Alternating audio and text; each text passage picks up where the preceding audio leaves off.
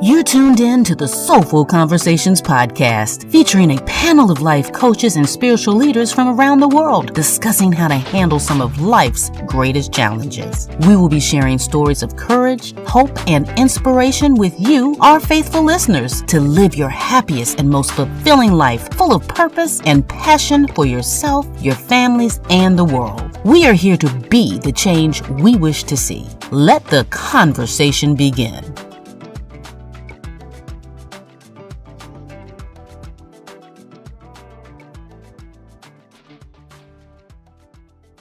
Welcome to the Soulful Conversations. We are here today to talk about love and signs from the universe. Our guests today are Reginald Lewis and Kurt Powers. I'm going to let them, they both have impressive resumes. I am blessed to have them as friends. I'm going to let them tell a little bit about themselves. And then Stephanie and Katy, if you guys want to chime in and say whatever you want to open, and then we'll start the conversation. Kurt, do you want to go first? Sure. Well, thank you for that introduction of saying I have an impressive resume, because when you asked me for my bio and my headshot, I was like, I don't even have one of those yet. So I kind of, when I do things, I never think about me like, oh, I need to promote this or promote that. And so I'm always more concerned about my guests and promoting what they do. I've been a personal trainer and own my own personal training business for over 35 years now, and I'm a hypnotherapist for probably close to 20 years now, and I'm about finished with my mastermind of called Love Only You Can Give, which is about loving yourself. And so I'm looking forward to that. And then, of course, I do my show called The Powers Project, which I started a couple years ago, which I absolutely love. I'm one of those people who believe that you can be and do whatever you want at any age. It doesn't matter how old or how young you are. And we have the young kids out there showing us that's true. So I want to be one of the old guys out there showing that it's true. So there you go. Oh, thank you, Kurt. I've been on your show. I've watched your show. I love who you show up in the world to be. You are one of those reminders that you can have a difference of opinion with somebody, but still, have a nice conversation and have a dialogue and come to, a common ground. And I think that that's one of the things the world's missing right now, is that common ground. Well, thank you. Yes, I agree. Thank you, Kurt. Reggie, I haven't got to see Reggie in years. I am so thrilled to be able to see his handsome face. I'm glad I'm here. I'm excited that I'm here. I'm glad that you thought of me to kind of join this panel, because I think it's a very important topic. And as you already introduced me, Reginald Lewis. My name is Reginald Lewis. I'm a professional psychic medium, a spiritual counselor, a life coach. I've been doing my work over 10 years. Which is kind of crazy to think about. And that's what I pretty much do. I help uplift people. I counsel, spiritual counseling, bereavement, deal with people that grieve, connecting with people, loved ones. I have quite an interesting type of work. So yeah. I'm so thrilled. I'm always thrilled to have any conversations with any one of you at any point, because they're always uplifting. They always teach me something, and they always leave me feeling inspired and motivated. So I'm thrilled to have you all here today. As Kurt had mentioned, he's working on a course called about self-love. And I believe love is the reason that we even exist. And, and I also believe that love is that one thing that we get to take to the next world with us. It's the thing that doesn't die. It doesn't go away. Our physical bodies might not be here, but that love is still there. And if we are listening and we're open to it, we get signs all the time. Signs from God, signs from the universe, signs from our spirit guides, angels, our loved ones who have crossed over. I've had these experiences myself.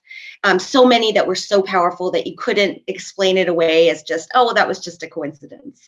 So I wanted to talk a little bit about love, and how when we're open to seeing the signs, how they show up, how we can recognize them, and how that like can help us in our lives moving forward. So Stephanie, I'm going to start with you because your book just came out, and your book is very personal about your story with your son and the loss of him.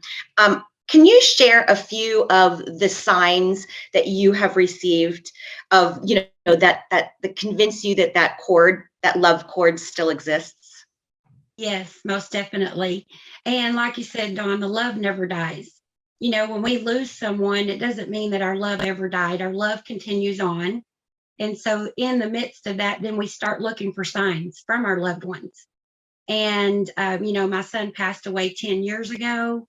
And automatically, first off the bat, I started getting the signs from touching my hair to different little feelings that would come along with a red bird showing up, right on the days that I needed the most, a butterfly landing on my hand, the most huge butterfly you've ever seen, just come and landed on my hand. A song will come on the radio. Someone will pass by that looks like my son. And just showing, this is my book, Suicide Through a Mother's Eyes. And I do talk about, more in detail about a lot of the signs that I've gotten from him, from God, from my angels, right after his passing. So I just want to say, a lot of people get upset and they say, I don't get signs. How do you get signs? You just have to be open to it. Just be open to it and listen to your intuition and just listen, because signs are always all around us. Even if it's an animal, if you see an animal out of the blue, look that up and see what that means, because there's usually a meaning behind it. And me and Dawn do this all the time. We're like, oh, I've seen a woodpecker. Let's look that up and see what that means. And it's really close to the heart, how it resonates mostly every time. So I just say, just stay open to the signs because they're all around us. Absolutely. Katy, did you want to chime in there? And then I know Reggie and Kurt, I can't wait to hear what you both have to say. Yeah, I think it's a topic we have before gone on for hours and hours about, is about these signs. And just like Stephanie was saying, I've also lost my son. He passed away 8 years ago now. And the big part for me was, like say when that butterfly had the same thing landed on me, I just started thinking of my son. And so that's how I just was like, well, maybe it's not a sign, maybe I'm imagining this. But then I started thinking, well, why would I think that? Why would something within me be telling me this specifically about this thing, whether that, was the butterfly, whether it was a color. And one of the beautiful signs that Dawn and I actually shared together. So my son was all about rainbows. That was his personality. That's what he kind of shone on this world. And he was very much related as a rainbow. And Dawn and I were together in her kitchen, and there's basically nowhere where light in that space can hit anything to reflect. And there was this big, huge rainbow on her refrigerator. And we were both standing there looking at it like, you see that, right? Like, wow, look at this. And we'd been talking about these sorts of things and had been talking about my son. And then all of a sudden this shows up in a place that just couldn't even happen. And then a couple of days ago, she sent me a photo on the ground of almost the identical rainbow that we saw together. And again, that's both what we thought of. And I came back to that thing in that moment of, if I think it straight away, then something's telling me that that's what it is, and that I'm not crazy, that it is this connection. Because I think a lot of us do think that we're crazy, that it could be a sign, that we're making it up, it's not real, this isn't right. But if you're thinking it and it's coming to you, then that's what it is. And the more and more you tune into that and believe that, the more and more it happens through everything. And like Stephanie shared, you see a rainbow, you see those numbers reappearing, you search them up, you look at them, and then you get chills at the incredible divine alignment with what's happening in your life at that moment, to what that means. And the more you get connected, the more exciting it becomes, and the more you feel this external love from others guiding you from not where we are, which is super powerful. And just the last part of that, I think Dawn, you mentioned about we leave with love. You know, I've experienced seeing my son be born, and I've experienced seeing my son die. And the thing that was common in both was the amount of beauty and love in both. You know, sure, it was very hard seeing him go, but it was the same divine love that I saw him go. Oh, I got chills, Katy. Me too. All over, all over. Yep. Okay. Oh my gosh, that is so powerful. I don't even know if we can speak for a little bit. Reggie or Kurt, do either of you want to chime in on that? Well, yeah, I want to say Stephanie and Katy, thank you for sharing that. It's very heartwarming, and it definitely touches something, it strikes something in your heart, you know, as you both were just sharing that, you know, you can feel the love as you're talking about it, you can feel that love, you know. And Katy, you hit on something. It's almost like you reading my mind. I was going to say we come from love and we go back to love. That is truly my belief. You know, as a psychic medium, as someone who's just very spiritual, I believe in a higher power, whether you call it God, source, whatever you tend to call it. I believe that higher power is love. That is my belief. You know, so I believe that we are created in love, no matter the circumstances or the situations that we are born in physically. I believe that our true essence is love, you know, and I believe that's what we return back to once we leave these physical bodies and leave this physical plane. So as a psychic medium and doing this work over 10 years, we're speaking to thousands of people, you know, I've encountered, you know, I've had personal situations and of course, working with my clients. And for me, I could definitely relate to, you know, losing my grandmother. She was the closest person that I lost, my maternal grandmother. And when that happened, for me, it was very much so, it hit home. I've had other people that passed in my family, but this is the closest, you know, because me and my grandmother, we were like two peas in a pot. We were like spiritually like soulmates, you know, and she was the only person I felt on this earth plane that could ground me spiritually, you know. And so when she left and I wasn't present to be here at the time when she passed and she was in the hospital, you know, I didn't want, I was in New Orleans at the time. She's back in Cleveland, Ohio. And I didn't want to come back immediately because I just didn't know how I was going to react. I just didn't know how, because she was so full of life and so full of energy.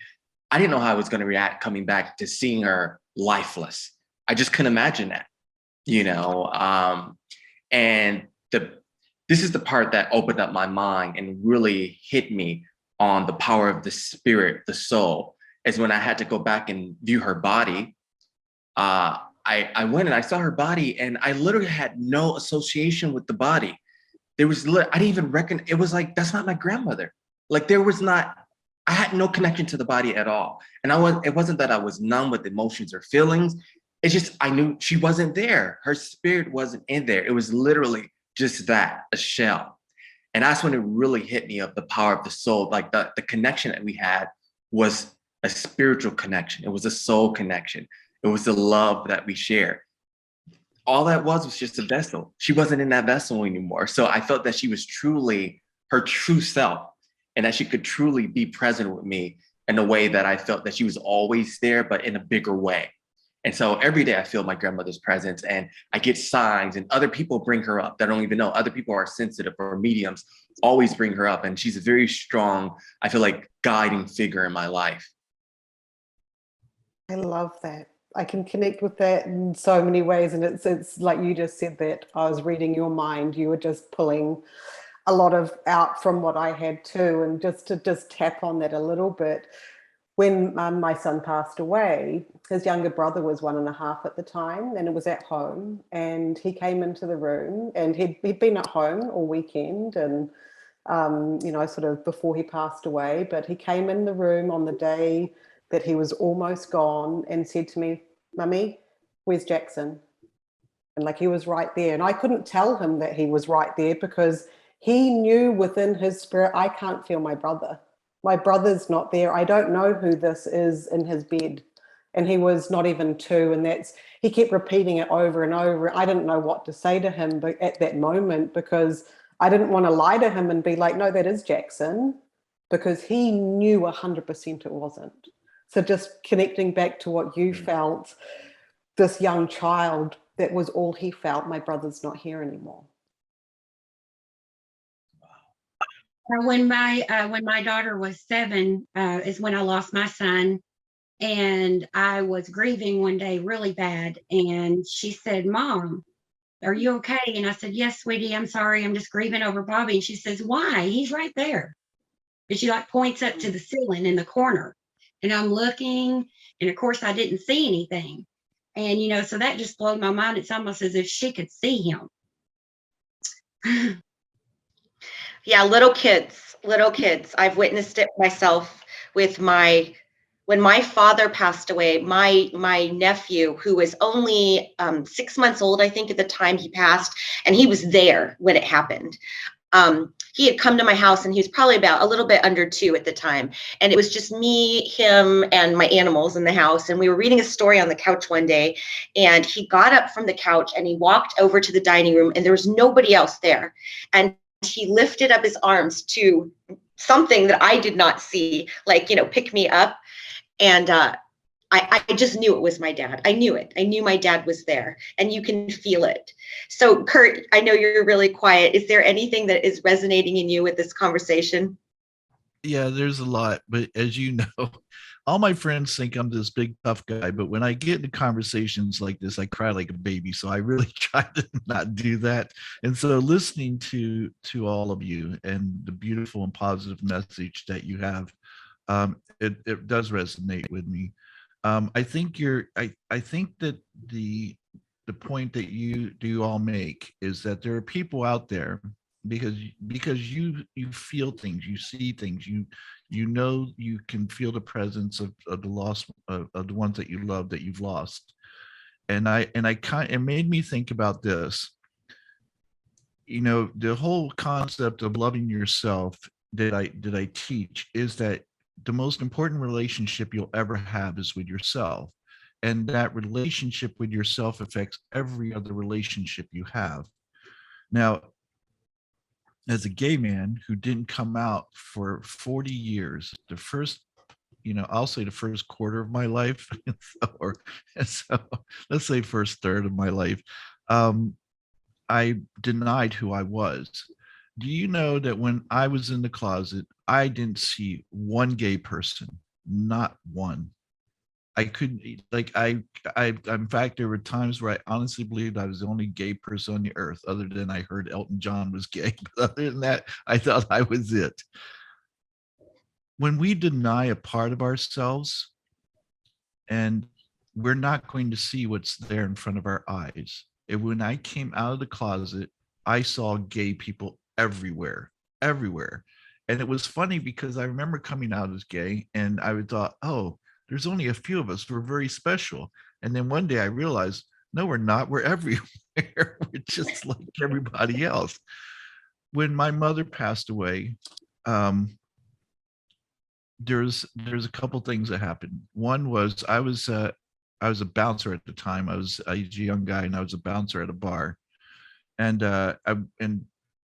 one of the bartenders and myself, we met these two girls. We went back to their house. And something I'd done 100 times before. And being there, all of a sudden I was possessed to go, you need to get home. I had no idea why. I was enjoying myself. I was having a good time, but it's just like, you need to go home. And so I told my friend, I go, I'm going to go home. And he's like, what? Because I'd never done that before. And he goes, yeah. I go, I don't know. I don't feel right. I just have to go home. And he's like, all right. So I went home, and now you got to remember, it's like 4 a.m. As I get home, I see my mother and my brother. And I said, what are you guys doing? They go, well, we're going up to see your sister, because my sister had just had a baby up in Virginia, and they were going to drive up there so my mother could see her new grandson. So I saw my mother. I told her I loved her and gave her a kiss.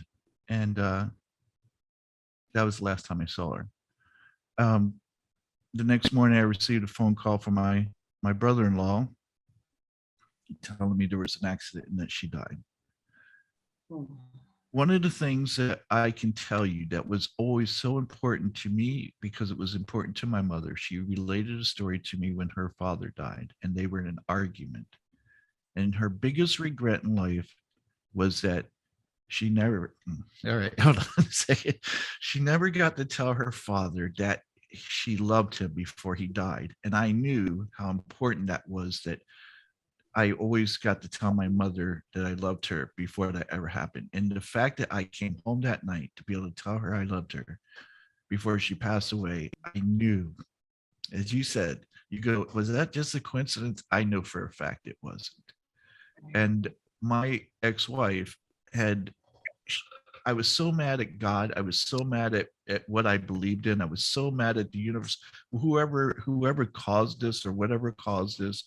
I had so much anger in my heart. I wasn't open to anything.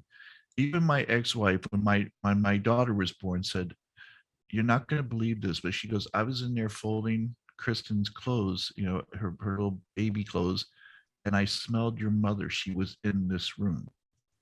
I had no experience of it because I was too angry, because just like when I was in the closet being gay, I had shut that out, shut all that off, and I wasn't open to anything except anger at the time. So when people, and I'm not going to say that, it's the case for everyone, but I think that if you don't allow yourself to believe, if you're angry, you're not going to receive love. You can't receive. That's why I talk about loving yourself. If you don't love yourself, it's hard for you to accept love from other people. You don't believe it. You don't trust it because you don't trust yourself. And so I didn't mean to go on, but that's what I got from you guys. And Stephanie, let me tell you, your book, Suicide Through a Mother's Eyes, I can assure you that will help a lot of people. I had a dear friend who took his life 3 years ago this May. I was he was a young guy, and him and I were just great friends. And his mother contacted me from over in England because she never knew any of his friends, and so I was able to show her a side of him that she didn't know about, and she was so grateful. But I know she's still in so much pain. So to have something like that out there to help her, I'm going to definitely let her know about your book. So it's a wonderful work. Thank you so much. And that was my only hope for writing the book. When I lost my son, I felt so alone. I felt like no one could understand, this pain and this confusion and even the guilt, that we feel through losing someone to suicide. And, that it was, like I said, I keep saying, the book was a very hard thing to do, but it wasn't about that. It was about my message and that it could help ease the pain of someone else going through it. And just to say one more thing about the signs, the crazy thing is I found my son. And right before I found him, we lived in a house that was adjacent to each other. So his apartment was attached to my house. And as I walked out my back door, going to his back door, because I felt something wasn't right, I got this vision in my head, like literally how he was laying and everything, that he was gone, on my way over before I opened his door. And then when I opened his door and I seen him, I was telling myself, no, that can't be right. I was denying it. But it definitely was like a sign that I got right before I seen him. Sometimes I question that and I wonder, was that to ease my pain or to make me not go into so much shock, which I did anyways. But, it's just like you said, we wonder. That can't just have popped into my head for no reason.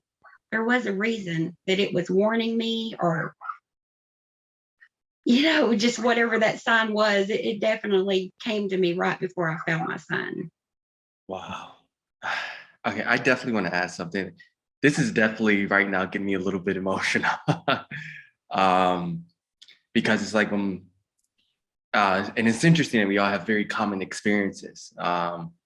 Because actually, when my grandmother had passed away, like I said, I was away. I was in New Orleans visiting my best friend and, celebrating it was his birthday, actually. It was September 29th. It was my best friend's birthday, and it was actually my uncle's birthday as well.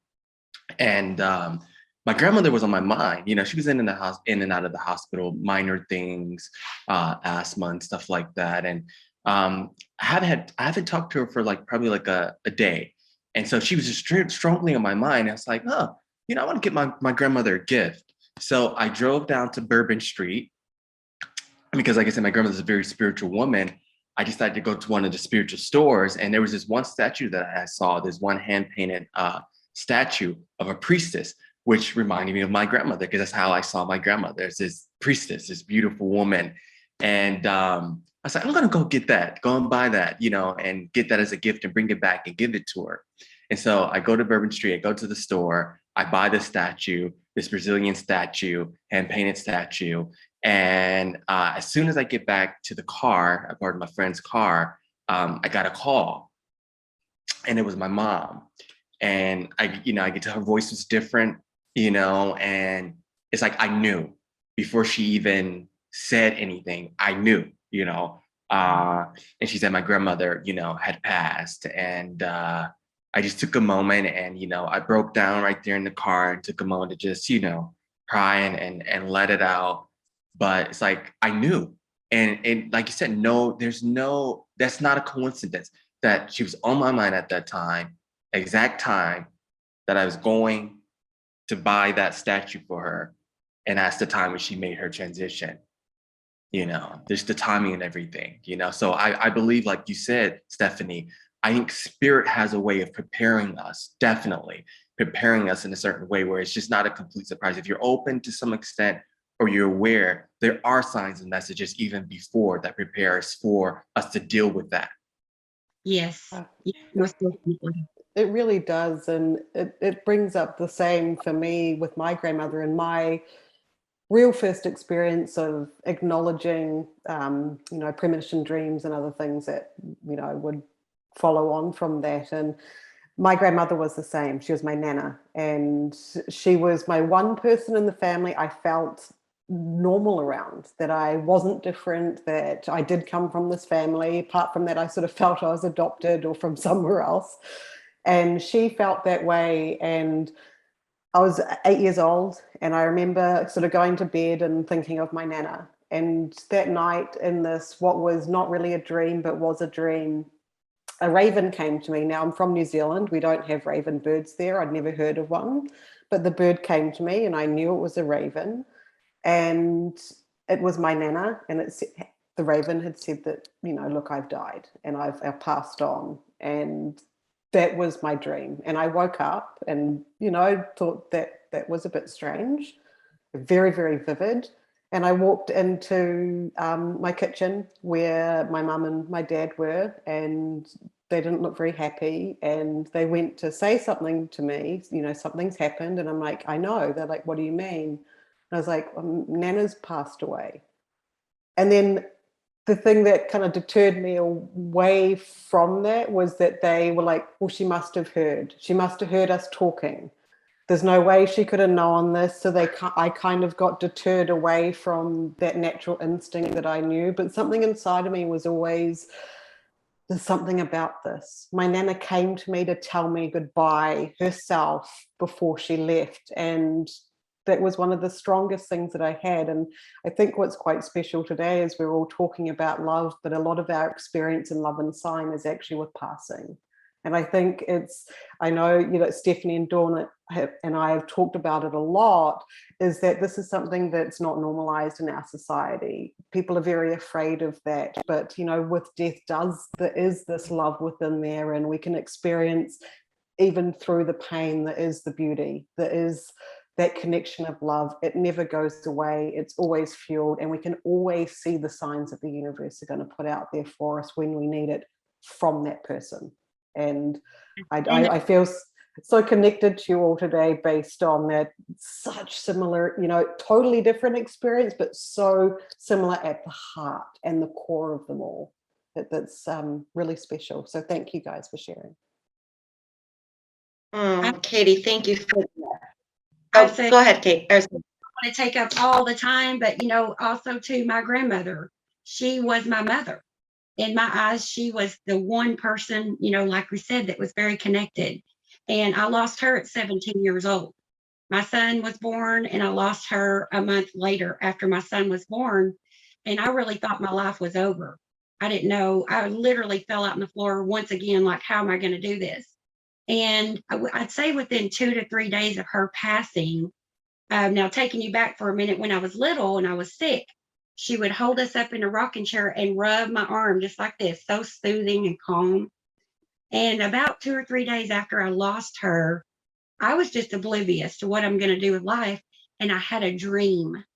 I had a dream that I was grown. I could see my whole full grown body sitting in her lap in that rocking chair. And she was rubbing my arm just like this. And she told me, honey, everything's going to be okay. And Granny's always going to be with you. And, again, people may think that's crazy, but I got such a comfort. And then I was able to move on with my life and to go on with my life. But I literally had that dream. It was so real. It was so real. I'm so glad you said that. Because, doing this podcast, we've been talking about doing this for years in some way, shape, or form. And right before, or right after we did the first episode, I had this very, very, very vivid dream. And I said that night before I went to bed, I said, I'm going to remember my dream tonight.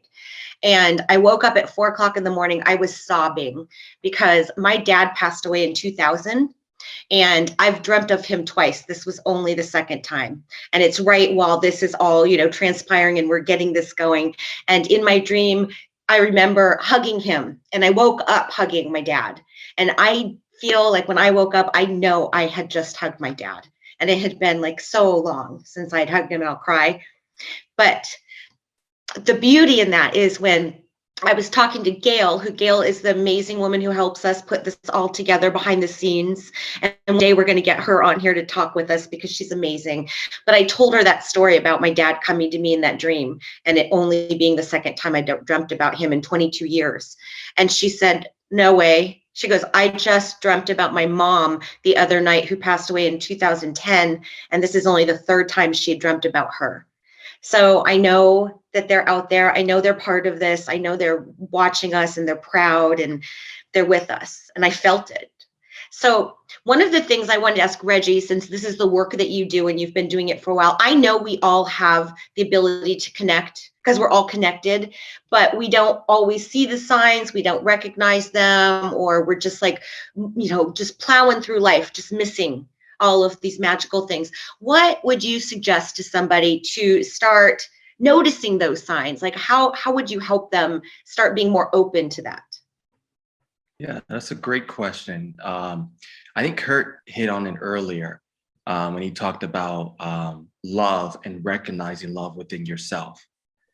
Because I feel like it really begins there, is that you have to recognize, how can you expect to receive something outside of yourself if you're not able to give it to yourself or recognize it within you?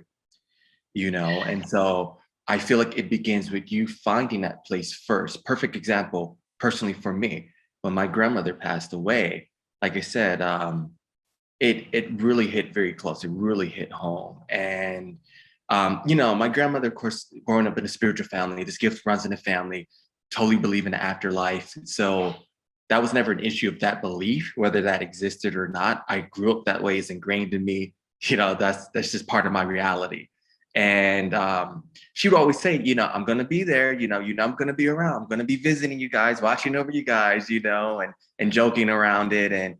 And people think, oh, well, you're psychic medium. She's going to come, and I'm thinking, she's going to come to me the next day, I know Granny's going to be right there. She's going to come to me in my dreams. I had nothing. I think that one experience right when she had passed. But after that, I didn't feel anything. There was nothing, no dreams. I didn't feel, even though I knew she was around, there was nothing there. It was like a sign. Like I felt like I was getting any signs. And I thought there was something wrong with me, because I'm able to connect with everybody else's loved ones. How come I'm not, receiving any messages?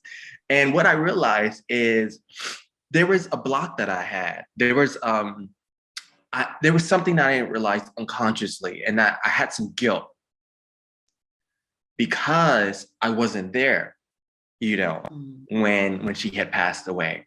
And I didn't really realize until I had to just do some soul searching. I had to really kind of go inside and say, what's holding me back? Because I know she's around, I know she's around, but why am I not receiving any signs? And it was because I was closed off to a certain extent. I had that guilt there's something I had to forgive in myself to realize that it happened the way it was supposed to happen. Because I think if I was there when she had transitioned, it would have been a lot more worse for me, actually.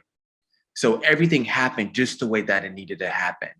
Like, I needed to be away, and I needed those 1 or 2 days to process things before I came back. Because I think me being sensitive in the way that I am, for me to be in the midst of it at the moment that it happened, I feel like it would have really brought me down. Everything. Yeah, exactly. So I realized the bigger picture is like everything happened, and I realized I need to forgive myself because that was the way it was supposed to happen. And when I did that and I let go of some of that guilt that I really didn't realize I was holding, all of a sudden I felt her presence. I felt her, and there was different signs that she would give me that she was around, through other people. The dreams, I started getting the dreams, she would come to me and like Stephanie mentioned, the hugging. I had that experience. I dreamed of her, and it was real. It wasn't just a dream. It was real. I saw her smile. She was glowing. I felt her big hug. I mean, I could feel everything. Even when I woke up, like you said, Dawn, I woke up even with the feeling as if she was still there, and I could still feel the love, and I could still feel her hugging me. So the first thing I would say is be open. I think spirit is always there. We always have that connection, but I think our mind and our stuff can kind of distance us. It's about, like you said, how open that we are. So if you're grieving, if you're angry, like Kurt said, being angry, anything other than love, it's going to block you. Once you start to open yourself and allow yourself to be open to love, that's the connection. That's the key, because that's what spirit is. So once you start to release the guilt, once you start to release the anger, whatever emotions and things that you're going through, that is what opens the doorway to them connecting with us. We have to clear our stuff. We have to get out of it. We have to process. We have to grieve. And that's a very important thing. People don't allow themselves to grieve. If you don't allow yourself to grieve, there's no way that they can really get to us very clearly. It's like static, it's like having a cloud around us. So we have to take that first step. And when we take the first step, spirit will take the rest, and meet us halfway. And that's how it works as a medium. And that's why we use the word medium, because we're meeting each other halfway. That's the connection. And that connection is love. Our love for them and their love for us is what makes us meet. Yes. And maybe even asking for a sign. We can ask for a sign, and we can ask for a specific sign, and you'll be amazed. You can say, a yellow butterfly, or, me and Dawn had this experience. I'm going to let her tell that story. Dawn, tell about the key. Oh, I was going to make you tell the story. You tell it. It was your thoughts. Yeah, it's a really good story. And so Stephanie and I were going to a friend's wedding in Arkansas, and I happened to be reading Laura Lynn Jackson's book called Signs, The Secret Language of the Universe.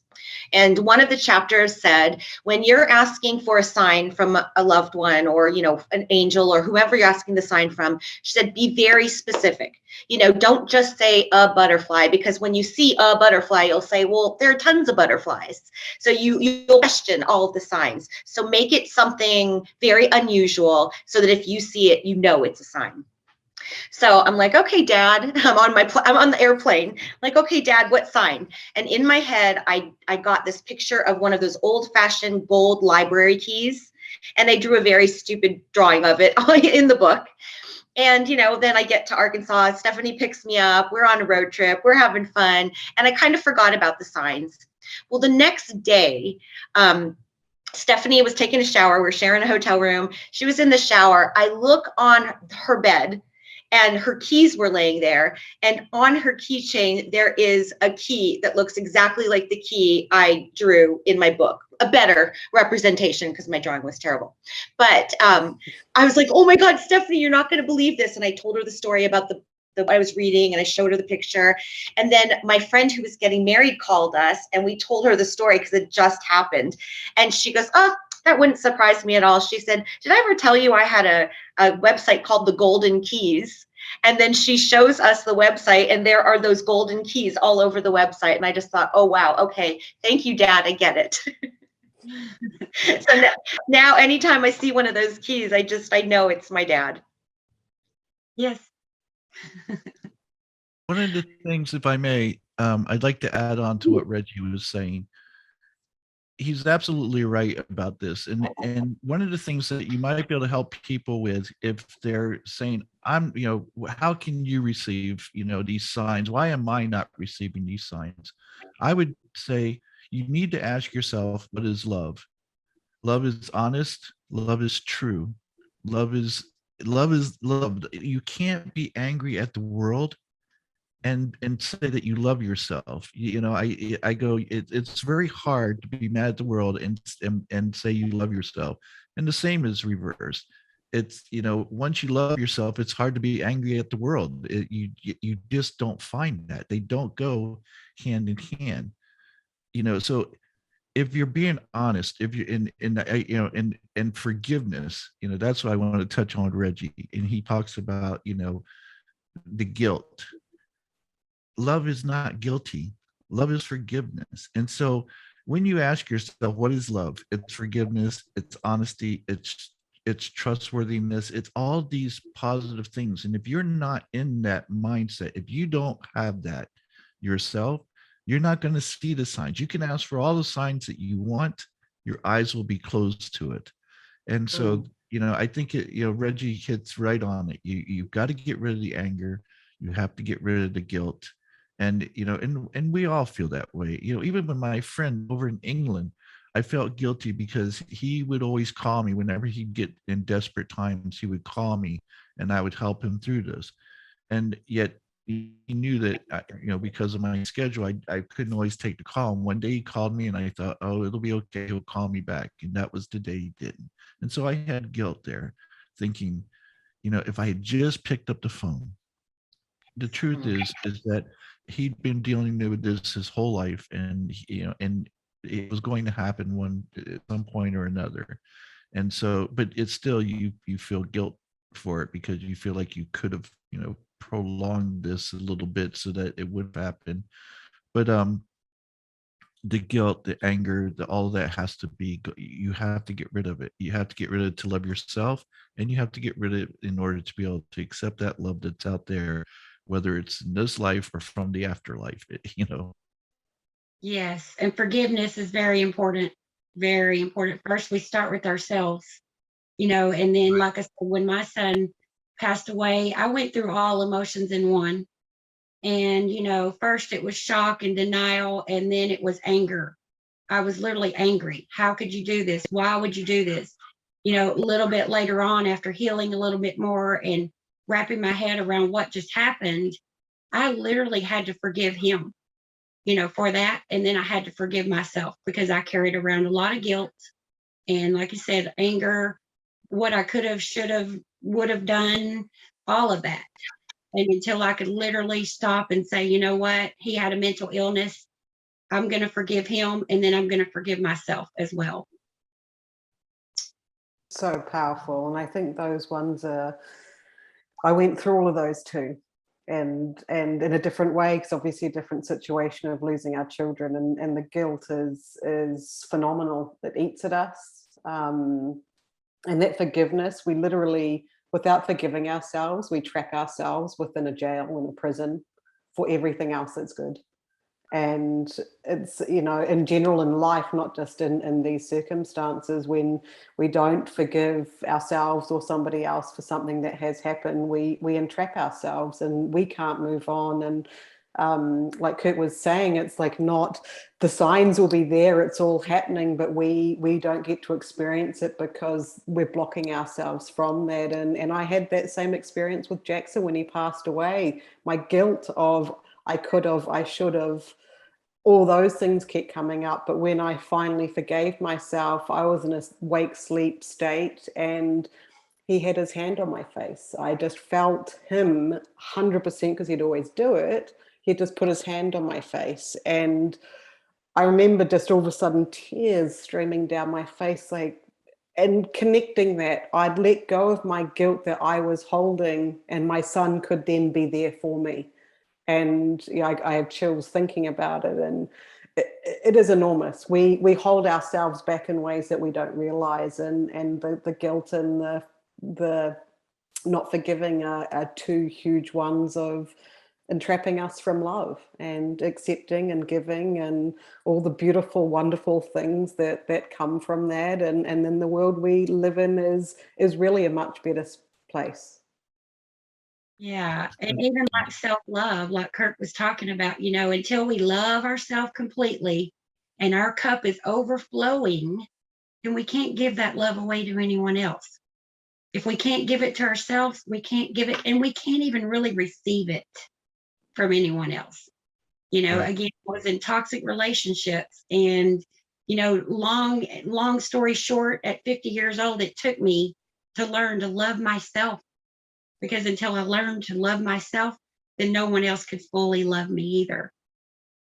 So And it's very difficult. Stephanie and Katy both make a great point here, is that it's so much easier for us to forgive others before we forgive ourselves. In fact, one of the 7 steps that I talk about is to loving yourself is forgiveness. It's a huge one, and people don't even they think, oh well, I forgive people, and I ask, do you forgive yourself? And they say, for what? And I go, think about it. I promise you that you're where you are in life because of your feelings that you have for yourself, without a doubt. And I go, and if you haven't consciously forgiven yourself already, I guarantee you there's things that you feel guilty about that you need to release and to be able to let go of. And it's funny how I said, we find it so much easier to forgive others than we do ourselves. Yes. What are some hints or tricks or techniques that you could share that helped you get to a place where you were able to forgive yourself? Here's one of the things, and here's one of the things I realized a long time ago. We always have all these cliches that are out there that somebody supposedly who was wise said, and I don't think there was a lot of thought that went into it. And yet, as a whole, we accept these cliches. And one of the things is that in order to be happy, you have to, and to have peace, you have to forgive. And I don't always agree with that. We have to forgive ourselves. But there are people in my life that who were in my life that I haven't forgiven, and I'm okay with that because they didn't deserve forgiveness. Now, people may disagree with me with this, and I completely understand. Here's what I say: you cannot let that person or persons take up space in your head. If you can't get rid of them, then you need to forgive them. These people have no space. The only time that they ever come up in my head is if their names are mentioned, and then as soon as they come in, they're gone again. They have no space in my heart and my mind, and so there's no need to forgive them. And because there are no feelings attached to those people. I go, they did what they did. They are who they are, and I have no animosity towards them. I don't have anything. It's as if it's, they were someone I really don't know. And so, it's okay to do that. As long as they're not taking up space, you're okay. If they're taking up space, then there's a reason why, and you need to get to a point where you can forgive those people. Like my father, obviously he's my father. I can't just pretend he wasn't my father and just go, he doesn't take up space in my head. And so I had to get to a point where I could forgive him. And I did, and the easiest thing that I find whenever I want to forgive somebody is to understand that whatever has been done to you wasn't about you. It was about them. That's the easiest way to remember. I knew that the things that my father did to me, in my childhood and my upbringing, the verbal abuse, the emotional abuse, I understood my father was doing what happened to him. It was his upbringing, and so when you realize that it's not about you and it's about him, I go, I get it now. And I was able at that point, I remember a phrase coming into my head: hurt people hurt people. And he didn't know any better. He just did what he learned, and that's how he behaved. So when I understood it right then and there, I was able to release all my resentment and anger I had towards him. And I actually felt sorry for him, because I wanted better for him at that very moment. I wanted better for him, but my father never wanted better for himself. He was one of these guys. This is how men grow up. This is how it is. And there's no need for growth, which I, obviously disagree with greatly. And so because of that, he didn't grow. And it was unfortunate, because I think that's such an empty way to live life. And, but that's how I forgive people. I just realized it's not about us. It's always about them. Right. Well, I always say, forgiveness is for us, because it's like taking poison and expecting them to die, but it never means that what they did to us is okay. It's never going to say, I forgive you. It's okay for what you did. No, it's just that, like you said, Kurt, that we can come to ourselves and not put any more passion or anything into that. We can literally say it was them. It wasn't me. I forgive them for me, and I'm moving on. And then I'm not going to sit there and let all those memories or the hurt, eat at you a little at a time. You just have to forgive for yourself and move on. Yeah.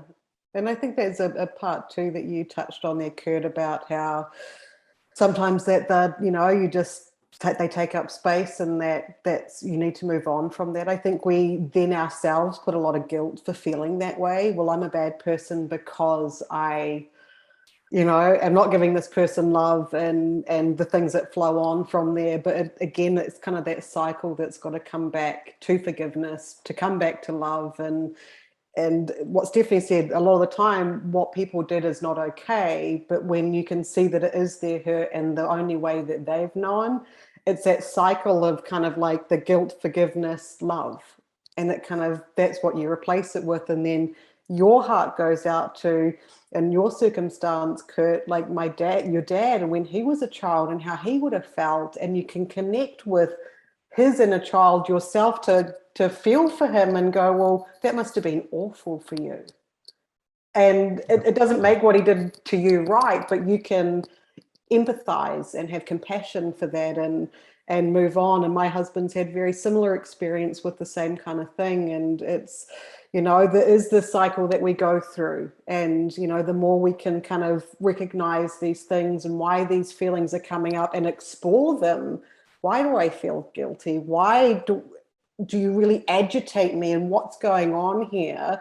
You can start unraveling that again to come back to love, which is what we are born with. It's what we go with. It's what we always are. And I'm like you, Reggie, that's my belief. It's at the essence of us is love, and that's how we connect, and that's how we grow and move on. And I think today's been such a special episode of, I had no idea this is where it was going, and for people to tune into this, there's just so many ways you could come back to love yourself and connect to love to us themselves when people do connect to this. So yeah, again, thank you guys. I feel connected to you and to myself more, and I'm feeling that, and I know I'm going to end my go off into my day spreading even more love, because I feel very full right now.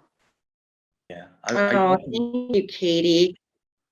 Yeah, I definitely want to add something to this real quick. Going back to what you asked, Dawn, about, to Kurt, about how do you be more aware about those things, or self-assessment. And like you say, it's about knowing thyself, going back to that saying, know thyself.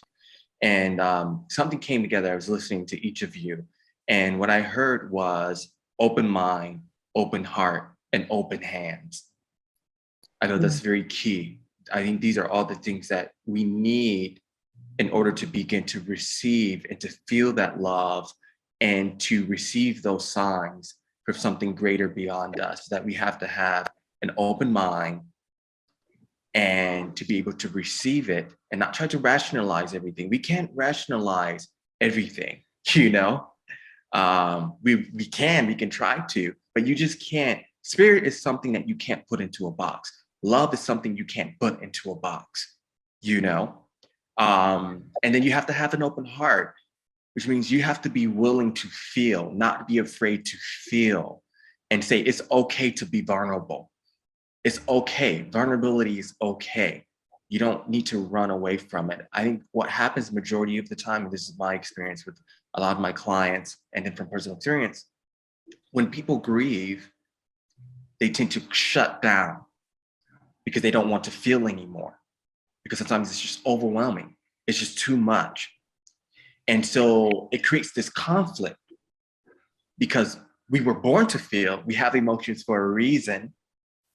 So why are we fighting these emotions, feeling? Why are we fighting back our tears, not wanting to cry? You know, why are we running away from dealing with whatever that issue may be that's holding us back from truly receiving that love that we need to receive? So you have to be willing to be vulnerable. You have to be willing to feel your emotions. And you also have to have open hands to receive, to say, okay, if I'm asking for these signs and these messages, expect to receive them and be open to receive them. Yeah. And I feel with all those things, there's many possibilities and ways that you can receive signs and messages and feel that love that is truly there and always around us, that connects us. Oh, that was so good. Yes. That was, in order to receive love, we need to be love. And anything that is outside of love, we let go. And I think that helps us, like opens us up to, again, all of the magic and miracles that surround us and receive those, and to not look at them as random, coincidences. You know, I used to believe in coincidences and I do not anymore. I believe everything has some significance and some special meaning if we're open to believing that. So before we go, this has been an amazing conversation. I know we could talk all day long and for weeks on end. You are all so, just like so good in life, you know, the way you see the world. It's always uplifting to be able to speak to people who see the world in this beautiful way. So thank you for being here. I'm going to let everybody end with a closing thought. My closing thought would be, I just want to send love to everyone in the world. I know right now it's very, very sad and scary what's happening, you know, around the world, and you know, coming on the heels of a pandemic. And I just want to send as much love as possible, because I know that the light always wins and good always triumphs over anything negative. So I just want to tap into that. And that's what we bring to you on this podcast. So take it away, everybody, with your last thoughts. I would just like to start it out. You know me, love is the greatest of all. Love is our greatest source of everything that could mean anything or ever be anything. So I just say, you know, just always come back to that love. I'm sending out all my love to you all. And thank you very much for joining us today. It's been a pleasure. Thanks, Stephanie. Anybody else? Popcorn style. Yeah. There's just everything everyone's just said has just been so perfect to finish it off. So I just want to be there, that my heart is always here for all of you, and reach out and connect with us if you need to be receiving love yourself. We're always here to give it. Thank you. I would add, have faith in something greater than yourself. I think that's so key. Find something that represents something greater than yourself, that gives you hope, that makes you feel loved, whether that's religion, whether it's spirituality, whether it's just the simple things in life. Sometimes it's the simplest things in life that makes the biggest difference. Find something greater than you that gives you purpose, that drives you to want to live, that drives you to want to love, that drives you to want to be a better person. I feel that that is something that will always keep you and help you to rise above whatever that you're going through. instead of getting caught up in the drama, getting caught up in the negativity. You always have something to sort of anchor you or keep you above the water. That's my message that I feel like you could find something greater than you to hold on to. Yes. Thank you. Yeah, amen to that. Kurt? Well, build on what Reggie just said. I absolutely agree. And I would say this: you are what you focus on, whether you realize that or not. If you get focused and caught up in anger and all the bad that's going in the world, and you look at only problems, then you become part of the problem. If you look at the solutions, if you look at love, you become the solutions. That's where the solutions lie. They don't lie within looking at what the problem is. You identify the problem. Once you've done that, you find out what the source of that problem is, and then you find a solution for that. So it's not that you ignore those things. We need to be aware of those things, that they're going on, but that's not how we solve it. We identify it, and then we become the very thing that we want to happen. As they always say, become the change that you want to see, basically. So Yes. That's our motto. Yeah, that's our motto, Kurt. oh So I want to thank everybody again for tuning in to the Soulful Conversations podcast. If you want to suggest a topic for us to talk about, please feel free to send us an email. We would love to hear from you and see what topics you would like to discuss. So until next time, see you later.